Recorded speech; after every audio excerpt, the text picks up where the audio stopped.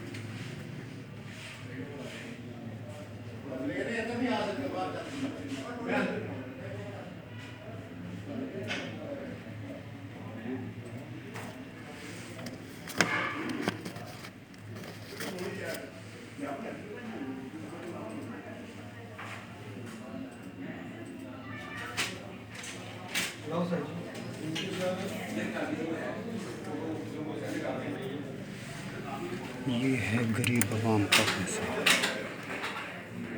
ये सब पैसा गरीब आवाम का है जो आपको नज़र आ रहा है।